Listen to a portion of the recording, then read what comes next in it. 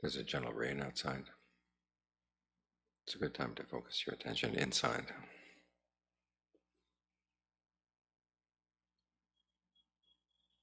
You may have noticed that there are times when you sit and meditate.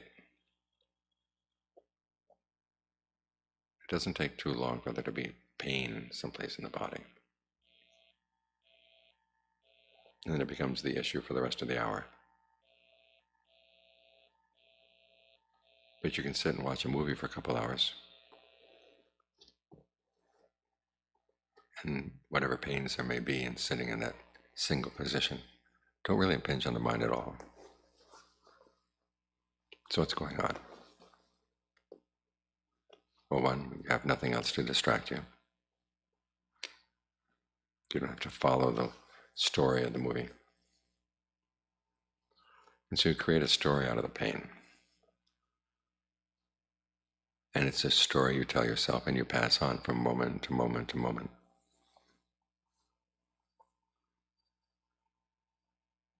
Now, sometimes this is a useful habit. Say you have a pain in your spine. You know, if you move the body in a particular way, it's going to aggravate the pain. So there's some place in your nervous system that keeps reminding you, don't move it that way. But here, as you're sitting still, and all you have to do is breathe and sit still, that habit runs rampant. There's a pain here, and you keep reminding yourself there's a pain. It might be around the pelvis, in the knee. Then there may be another pain someplace else, another pain someplace else. And you tie them all together, and before you know it, you've wound yourself up with whole elastic bands of pain.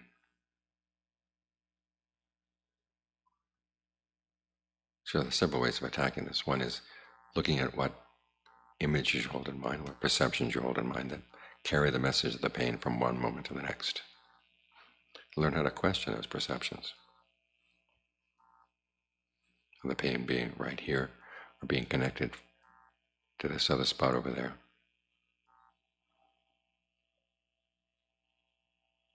Does pain have a shape?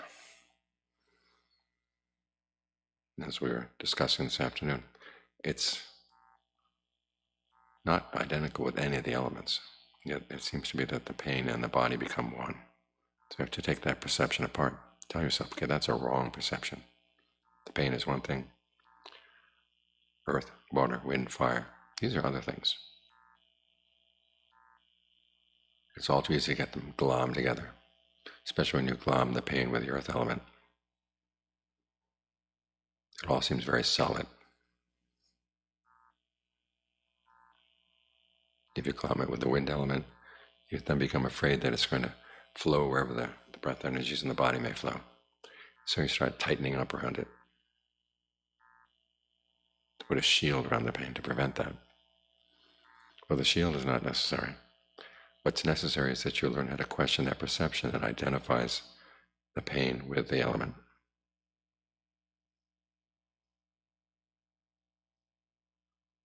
Focus on the fact that pain has certain characteristics and the element has other characteristics. They're not the same.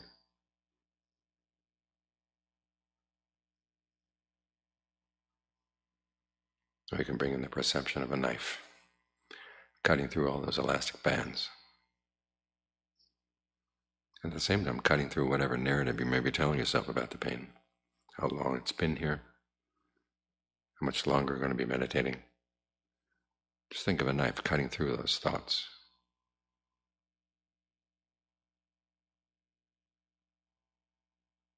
Be very careful about what messages you're sending from one moment to the next.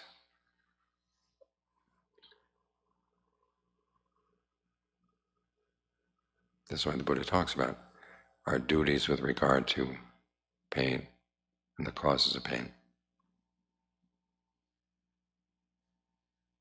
Wherever there's pain, the Buddha says, comprehend it.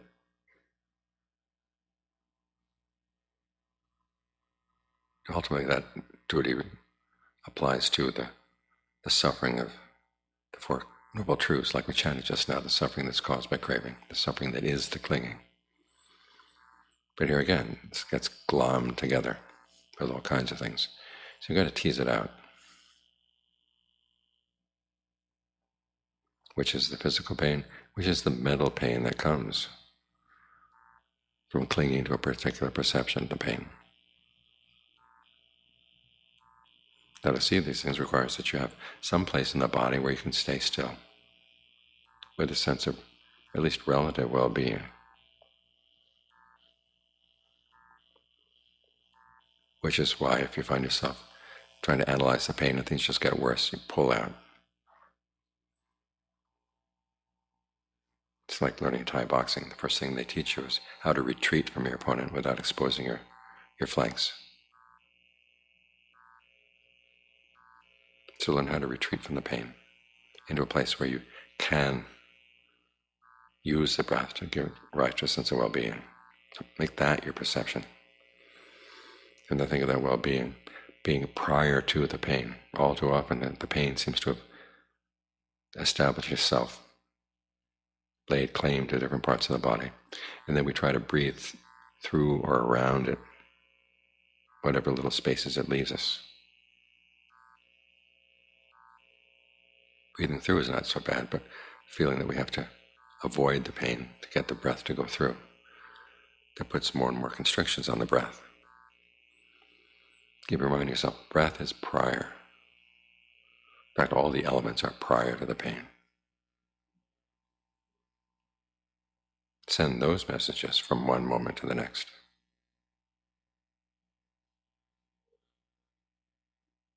Wherever the pain seems to latch on and take hold of the body in different places. Remember, the breath was already there, and it's still there, and it can still move in comfortable ways. So what you're trying to do is dissolve those perceptions away, these messages that the mind sends to itself. From 1 minute to the next, to the next, to the next, 1 moment to the next, to the next. Make sure you don't build up more and more webs in this web of pain. Trying to cut through whatever is connecting up of a negative way. And again, change your focus so that you're focused on the fact that the breath is there and it's prior. And it should be able to flow right through. If it doesn't seem like it's flowing right through, then there's something wrong with your perception.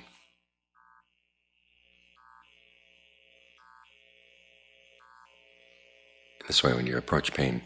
as an interesting puzzle to figure out, we learn an awful lot about the mind, how the mind talks to itself, how it creates a lot of suffering in the way it talks to itself, and the perceptions that it uses to send messages.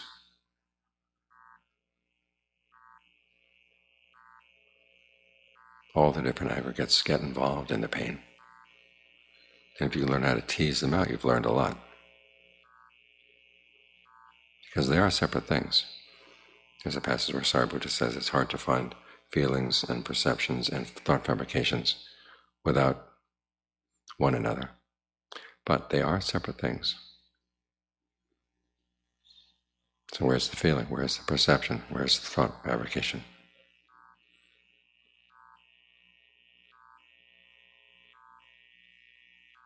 And you'll find, as the Buddha said, that all these aggregates are potentials. And it's a question of how you shape those potentials into an actual feeling or an actual perception or an actual thought construct. That's going to determine whether the mind suffers around this or not.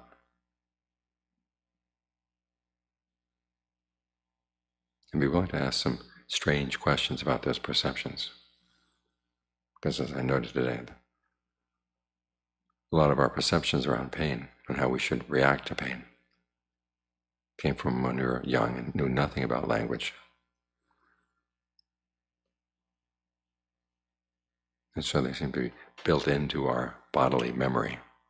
of how you should respond to pain. And the bodily memory because it's inarticulate, can have some really strange ideas. By asking strange questions, you'll learn to ferret out those ideas, bring them to the light of day, where they just shrivel up.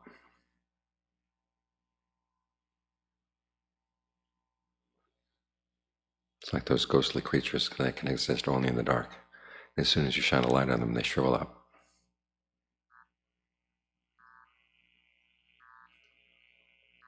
So learn to ask questions about your pain, your pains. At the very least, the fact that you're asking questions shows that you're not just sitting there being a target or being a victim. You're getting started on that duty, which is to comprehend it.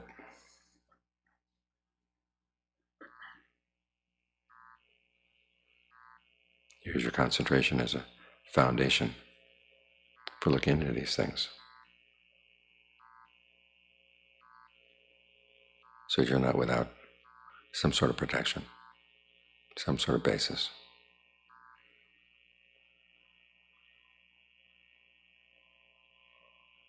And you find that the duties of the Four Noble Truths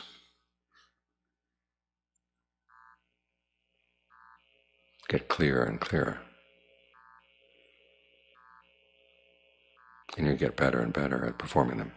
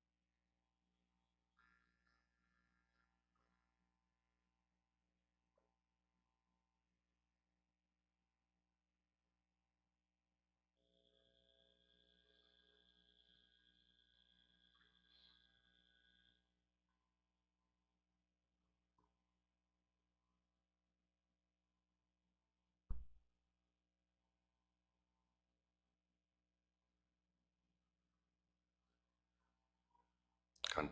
thămจากให้หมุนชื่อแดมมีคนก็ถามว่าจักอยู่ที่ไหนจักก็อยู่ในช่วงที่พระพุทธเจ้าพูดถึงว่าอริยสัจแต่ละข้อมีหน้าที่ยังไงแต่พระองค์ก็ได้รู้ตัวว่าทำหน้าที่นั้นเสร็จแล้วเรียกว่ามีเกียรติมีเพราะฉะนั้นมีความรู้อริยสัจแต่ละข้อมีความรู้3ขั้นรู้สัจธรรมรู้เกตที่ควรจะทำแล้วก็รู้ว่าเกตสำเร็จแล้วเอา4คูณ3ก็ได้12แล้วท่านก็ไล่แต่ละข้อสมัยนั้นเขาจะเรียกว่าจักร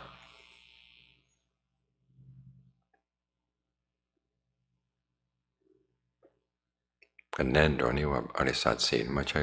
เรื่องที่จะรับรู้เฉยๆแต่ละข้อมันบอกหน้าที่บอกเกตที่ควรจะทำทุกข์ก็ควรจะกำหนดรู้สมถะก็ควรจะละนิโรธก็ควรจะทำให้แจ้งส่วนมรรคก็ต้องเจริญทุกข์กำหนดรู้ยังไงก็รู้ว่าทุกข์คืออุปทานขันธ์พระพุทธเจ้าแสดงเริ่มแรกก็จะพูดกับสิ่งที่เราเห็นกันทั่วไปเกิดก็เป็นทุกข์แก่ก็เป็นทุกข์ตายก็เป็นทุกข์พลัดพรากจากสิ่งที่เรารักก็เป็นทุกข์อยู่กับสิ่งที่เราไม่รักก็เป็นทุกข์แต่ก็ไล่จนก็เรื่องที่เราธรรมดาเนี่ยรู้จักกัน แล้วท่านก็ลงที่อุปทานขันธ์ตรงนี้แหละที่มันฝืนใจก็อุปทานความยึดมั่นถือมั่นส่วนมากเราจะยึดมั่นถือมั่นอะไรก็สิ่งที่เราชอบไล่ไปถึงอริยสัจข้อที่สองก็เช่นกันตัณหาความอยากในกามอยากในภพอยากจะทำลายภพนี่ก็เป็นทุกข์แต่ส่วนมากสิ่งที่เราอยากสิ่งที่เรายึดมั่นถือมั่นก็สิ่งที่เราชอบอยู่เท่านั้นนะนี่เป็นเพราะเหตุนี้ที่ท่านเรียกว่าเป็นอริยสัจเราเองก็ต้องทำตัวของเราเองถอนออกจากสิ่งที่เราชอบพูดกันง่ายๆใจของเราก็จะเป็นผู้ใหญ่ขึ้นมาไม่ใช่ว่าตามใจตัวเองเพราะอะไรเพราะเราเห็นโทษ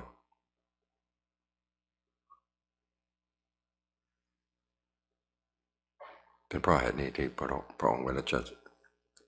อธิบายเรื่องอริยสัจส่วนมากจะไม่พูดเป็นข้อแรกหรอกต้องเตรียมใจของผู้ฟัง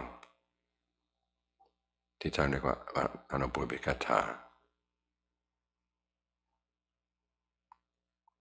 เริ่มจากความดีพื้นก็ทานในพระไตรปิฎกท่านก็แสดงไว้คณาจารย์ในสมัยนั้น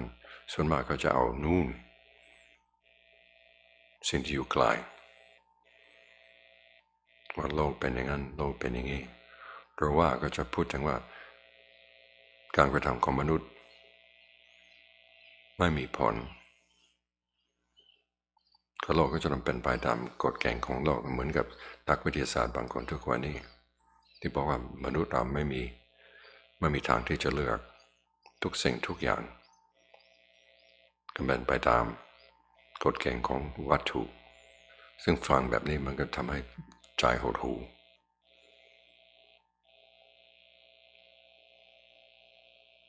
แต่พระพุทธเจ้าไม่ได้สอนแบบนั้นสอนแบบว่าคนเราทำอะไรลงไปมันมีผลนะความดีที่เราสร้างขึ้นมามันดีจริงๆทานที่เราให้มันดีจริงๆศีลที่เราให้ก็ดีจริงๆทั้งดีด้วยทั้งให้ความสุขด้วยความสุขกับผู้รับทานของเราความสุขกับคนที่เราไม่เบียดเบียนและก็ความสุขสำหรับเราด้วยจากนั้นก็จะสอนเรื่องสวรรค์คนทำทานรักษาศีลก็มีหวังที่จะได้เกิดเป็นเทวดานี่แปลกอยู่อย่างหนึ่งเรื่องทานเรื่องศีลในพระไตรปิฎกทั้งอธิบายมากมายพอถึงเรื่องสวรรค์นั้นพูดเน้นเดียว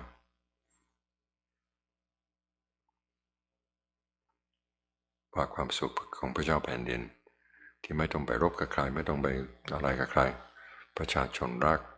ทรัพย์สมบัติก็มีมากมายเหลือที่จะใช้ได้ก็ยังความสุขไม่ถึงเสี้ยวหนึ่งของความสุขของเทวดาพูดแค่นั้นจากนั้นท่านก็จะอธิบายเรื่องโทษของกามเราอยู่บนสวรรค์สวยกามสุขที่เป็นผลจากความดีที่เราสร้างขึ้นมาเทวดาส่วนใหญ่ก็จะเกิดประมาทขึ้นมามีความสุขแล้วไม่ต้องไปทำอะไรจะบอกว่าเทวดาจุติลงจากสวรรค์ที่จะลงมาเป็นมนุษย์หรือจะเกิดเป็นเทวดาต่อไปมีน้อยมากส่วนใหญ่ก็ตกเป็นสัตว์เดรัจฉานบ้างตกนรกบ้างคิดแบบนี้มันก็สลดใจอุจจาสร้างความดีแต่ผลของความดีนั้นมันจะทำลายตัวเราพระองค์มาถึงขั้นนี้แล้วเพราะเห็นว่าผู้ฟังเข้าใจในโทษของกามที่จะสอนเรื่องเนคขมะก็ออกจากกามที่ออกจากกามไม่ได้หมายความว่าไม่มีความสุขแต่หมายความว่าต้องหาความสุขในทางอื่นในทาง อบรมจิตใจของเราให้เป็นสมาธิพระผู้ฟังเข้าใจข้อนี้แล้วพระองค์จึงจะสอนอริยสัจในหน้าที่ของแต่ละข้อโดยเฉพาะอย่างยิ่งข้อที่สี่คือต้องเจริญคุณธรรมในจิตใจของเราก็ท่านพูดถึงแล้วตอนอธิบายเรื่องทานท่านบอกว่าทานที่จะให้ผลเป็นบุญมากก็ต้องอยู่ที่จิตใจของผู้ให้ยินดีในการให้ด้วยความเคารพให้ด้วยความเลื่อมใสเส้นก็เช่นกันมันอยู่ที่จิตใจอยู่ที่เจตนาของเราเพราะฉะนั้นเราจะอบรมความดีทั้งหลายแล้วมันอยู่ที่จิตใจเป็นข้อใหญ่เป็นเพราะเหตุนี้ที่เราต้องเจริญสติเจริญสมาธิอย่างที่เราทำอยู่เนี่ยนี่เราทำถูกต้องเวลาอยู่กับท่านพ่อเฟื่องน้อยครั้งที่ท่านจะพูดถึงเรื่องธรรมะที่เขาถกเถียงกันแต่มีอยู่ครั้งหนึ่งที่ท่านพูดถึงว่ามันมีคนหลายคนบอกว่าการปฏิบัตินี่มีเรื่องละวางอย่างเดียวท่านบอกว่าไม่ใช่ที่เราละวางก็เรื่องสมุทัยแต่ว่าต้องเจริญด้วยคือเจริญมรรค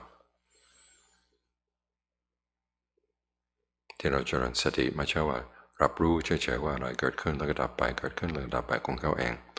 ท่านบอกว่าถ้าสติของเราเป็นใหญ่ในจิตใจของเราสติเป็นอธิปดีหมายความว่าเราก็ระลึกไว้เสมอความดีที่เรายังไม่มีก็ต้องสร้างให้มีขึ้นมาให้ได้ส่วนความดีที่มีอยู่แล้วไม่ให้มันดับนี่มันอยู่ที่เจตนาของเราอีกเมื่อเราทำแบบนี้ได้ใจของเราก็ต้องเป็นสมาธิได้เมื่อเป็นสมาธิถูกต้องใจของเราก็อยู่ด้วยความสุขมีปิติเกิดขึ้นนี่เราเอาอันนี้เป็นอาหารก็ท่านบอกว่าที่ทุกข์อะไรก็อุปทานคำว่าอุปทานนี่หมายความว่าความยึดมั่นถือมั่นแล้วมีความหมายอีกอย่างนะครับว่าการกินที่ในใจของเราไม่กินไม่ใช่เฉพาะอาหารที่เป็นอาหารของร่างกายไม่อาหารของจิตใจด้วยที่ในส่วนมากเรากินเผ็ดหลักท่านก็ให้เราทำสมาธิให้ใจของเราเสวยความสุขที่ไม่มีโทษนั่นจะเป็นการอบรมทั้งสมถะด้วยทั้งวิปัสสนาด้วยในตัวสมถะก็ใจของเราสงบตั้งมั่นเป็นหนึ่งส่วนวิปัสสนาก็ความรู้แจ้งเห็นจริงเริ่มแรกก็รู้แจ้งในเรื่องของจิตใจของเราว่าทำยังไงฉันจะให้ใจของเราตรงทำยังไงฉันจะไม่ให้ใจของเราไหลไปตามนิวรณ์อาการของวิปัสสนาท่านบอกว่ามี5ขั้นแรกดูสมุทัยที่เกิดของกิเลสตัวนั้นข้อที่2เห็นว่าเมื่อสมุทัยดับกิเลสก็ดับไม่ใช่ว่าอยู่ตลอดเวลานะอย่างเช่นความโกรธเกิดขึ้นถ้าเราไม่รักษามันเหมือนที่เรารักษาไฟนี่แหละมันก็จะดับทีนี้มันไม่ดับเพราะอะไรที่มันดับแล้วแต่เราก็ก่อให้มันขึ้นมาอีกมันจะดับแล้วก่อให้มันขึ้นมาอีกมันเพราะอะไรมีรสอร่อยตรงไหนนี่เป็นขั้นที่3ดูรสอร่อยของเขาทำไมเราชอบใจมันจะบอกว่าไม่ชอบแต่มันก็ต้องชอบไปได้ถ้ามันไม่ชอบมันจะไม่คิดมัน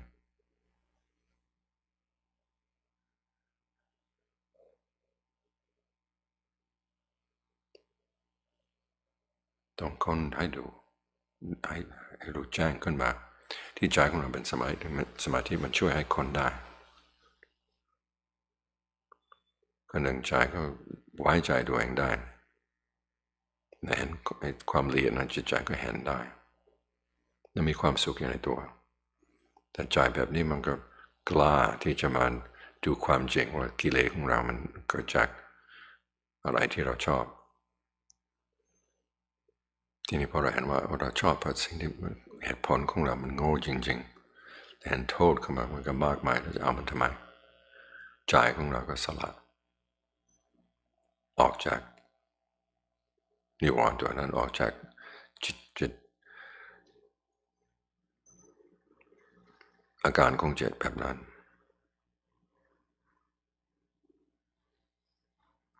นี่จะทำให้ใจของเราเป็นสมาธิก็ต้องทำแบบนี้ไม่ใช่ว่ากดเฉยๆให้มันอยู่ก็ทำสมาธิด้วยความเข้าใจมันจะเกิดทั้งสมถะด้วยทั้งวิปัสสนาด้วยก็จะเป็นพื้นฐานของความเห็นที่ถูกต้องพอมักรวมแล้วละกิเลสได้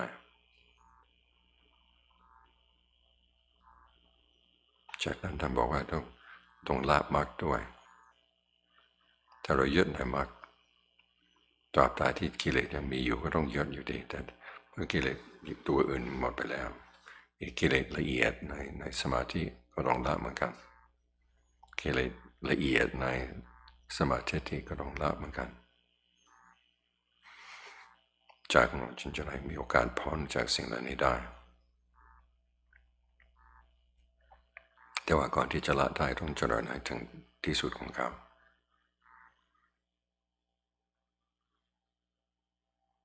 รวมแล้วเมื่อเราฟังธรรมจักรต้องนึกถึงว่าถ้าไม่ได้พูดให้ประดับความรู้เฉยๆท่านบอกหน้าที่ให้เรารู้แล้วบอกให้เราแยกแยะว่าจะรู้หน้าที่ของเราในแต่ละเวลามีอะไรบ้าง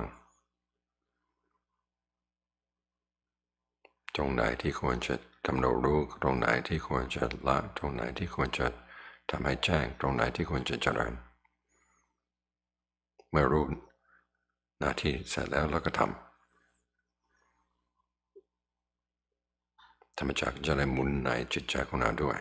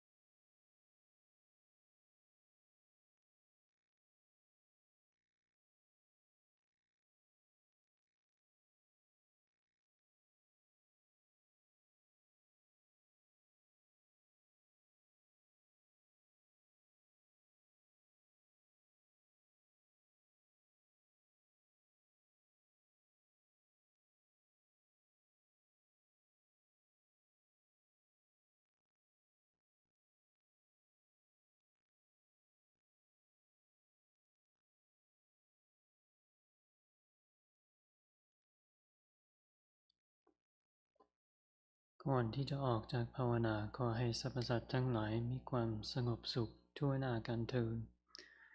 ส่วนผลบุญกุศลที่เราได้สร้างมาถ้ามีใครอนุโมทนา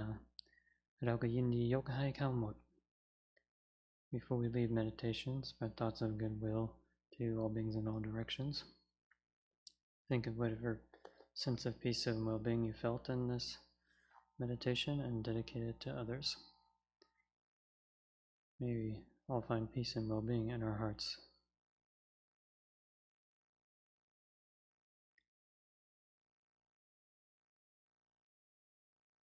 And with that thought, you can open your eyes.